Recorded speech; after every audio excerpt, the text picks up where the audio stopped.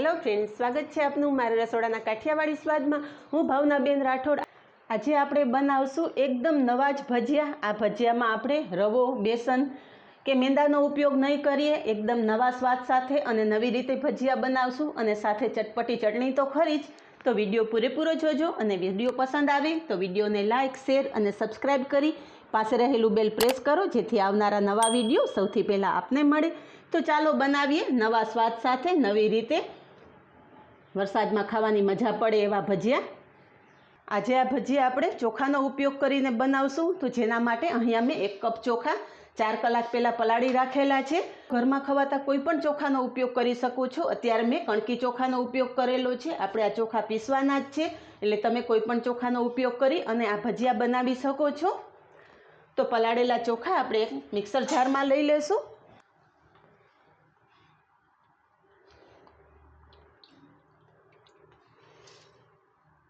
અહીંયા બધા જ ચોખા મિક્સર જારમાં લઈ લીધા છે। તો 2 થી 3 ચમચી જેટલું જ પાણી નાખી અને ચોખા પીસી લેશું। અહીંયા ચોખા એકદમ સરસ પીસાઈ ગયા છે। તમે જોઈ શકો છો કે એકદમ સ્મૂથ પેસ્ટ તૈયાર થઈ ગઈ છે। હવે આપણે ચોખાના બેટરને બાઇન્ડિંગ આપવા માટે અહીંયા મેં 2 મીડિયમ સાઇઝના બટેકા બાફી અને રાખેલા છે।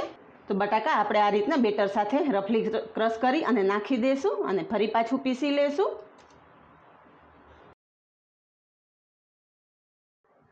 અહીંયા તમે જોઈ શકો છો કે આપણા બટેટા અને ચોખાનું મિશ્રણ એકદમ પરફેક્ટ તૈયાર થઈ ગયું છે। તો પીસેલા ચોખા અને બટેકાનું મિશ્રણ આપણે એક મોટા મિક્સિંગ બાઉલમાં કાઢી લેશું।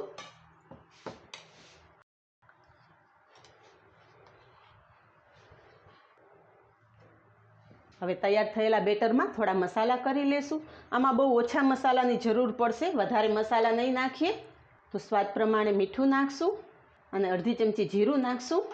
બાકી વેજીટેબલમાં અહીંયા મેં અડધું ગાજર છીણેલું લીધેલું છે, એક મીડિયમ સાઇઝની ડુંગળી લીધેલી છે બારીક સમારેલી, એક અડધું કેપ્સિકમ બારીક સમારીને લીધું છે, 2 લીલા મરચાં, નાનો ટુકડો આદુનો છીણીને લીધો છે અને કોથમરી।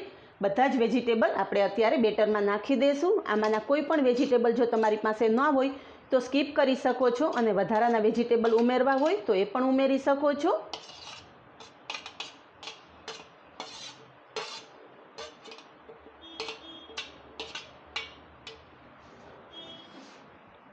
બધા વેજીટેબલ બેટર સાથે મિક્સ કરી લેશું। આ ભજીયામાં આજે આપણે ખારો સોડા કે ઇનો ફ્રૂટ સોલ્ટનો પણ ઉપયોગ નહીં કરીએ તો પણ એકદમ પોચા રૂ જેવા આ ભજીયા તૈયાર થશે। હવે આ રીતે આપણે બધા વેજીટેબલ મિશ્રણ બેટર સાથે મિક્સ કરી લીધા છે, પણ બેટરને થોડું હાથેથી ફેટશું, જેથી બેટરમાં થોડી એર ભરાશે અને ભજીયા એકદમ સોફ્ટ બનશે। અહીંયા બેટરને 2 થી 3 મિનિટ ફીણી લીધા પછી તમે જોઈ શકો છો કે આપણું બેટર એકદમ સરસ ફ્લફી થઈ ગયું છે। તો બેટરને ઢાંકી અને 5 થી 7 મિનિટ સાઈડ પર રાખી દઈશું અને આ ભજીયા સાથે ખાવા માટેની એક ચટપટી ચટણી તૈયાર કરી લેશું। જેના માટે એક મિક્સર જારમાં આપણે દાંડલી સહિત કોથમરી લેશું, 2 લીલા મરચાં, 2 થી 3 દાળ આપણે મીઠા લીમડાનું પાન લેશું અને લીંબુનો રસ લેશું। આ ચટણી થોડી તીખી હશે તો વધારે સ્વાદિષ્ટ લાગશે, એટલે અત્યારે મેં 2 મરચાં લીધા છે, પણ મરચાંનું પ્રમાણ તમારા સ્વાદ મુજબ વધારે કે ઓછું કરી શકો છો।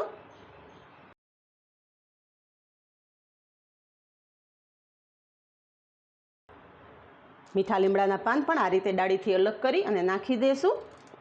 મીઠા લીમડાના પાનથી આ ચટણીમાં બહુ સરસ સ્વાદ આવે છે, હોય તો નાખો, ના હોય તો સ્કીપ કરી શકો છો। લીંબુનો રસ નાખી દઈશું, સ્વાદ પ્રમાણે મીઠું નાખશું, અડધી ચમચી જીરું અને 1 ચમચી ખાંડ નાખું છું।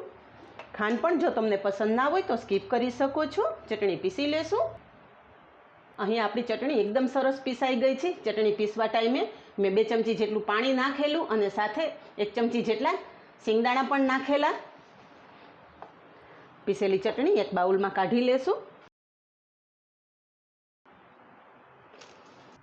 અહીં આપણું બેટર પણ રેસ્ટ કરીને તૈયાર થઈ ગયું છે।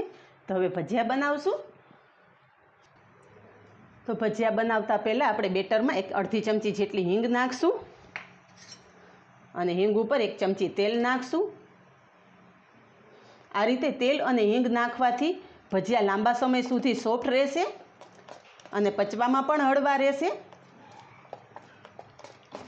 તો હિંગ અને તેલ આપણે બેટર સાથે સારી રીતે મિક્સ કરી લેશું। તો અહીં આપણું તેલ ગરમ થઈ ગયું છે, તો ભજીયા બનાવશું, જેના માટે એકદમ નાની સાઇઝના જ ભજીયા બનાવવાના છે।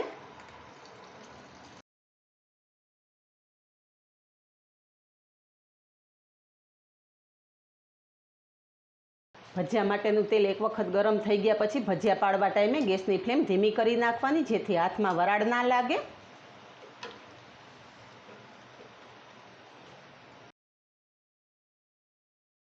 અહીંયા આપણા ભજીયા એકદમ સરસ ગોલ્ડન બ્રાઉન થઈ ગયા છે, તો કાઢી લેશું।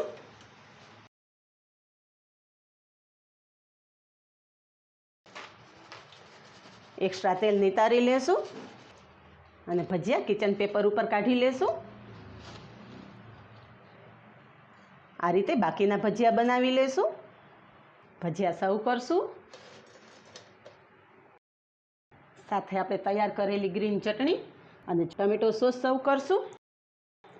તો તૈયાર છે ઘરમાં જ રહેલી વસ્તુમાંથી બનતા નવા જ ભજીયા, એકદમ સોફ્ટ પોચા રૂ જેવા। તમે જોઈ શકો છો કે આજે આમાં આપણે ઇનો ફ્રૂટ સોલ્ટ, સોડા કે ખારાનો ઉપયોગ નથી કરેલો, તો પણ એકદમ સોફ્ટ અને જાળીદાર એવા આપણા ભજીયા તૈયાર થયેલા છે। ફ્રેન્ડ્સ, આ ભજીયા બનાવવામાં આપણે થોડી કાળજી રાખવાની છે। ભજીયા બનાવવાનું જ્યારે બેટર બનાવીએ ત્યારે પાણીનો ઓછો ઉપયોગ કરવાનો છે, અને જો બાય ચાન્સ તમારાથી થોડું વધારે પાણી પડી જાય તો 2 ચમચી જેટલો મેંદાનો લોટ, ચોખાનો લોટ અથવા ચણાનો લોટ મિક્સ કરી શકો છો।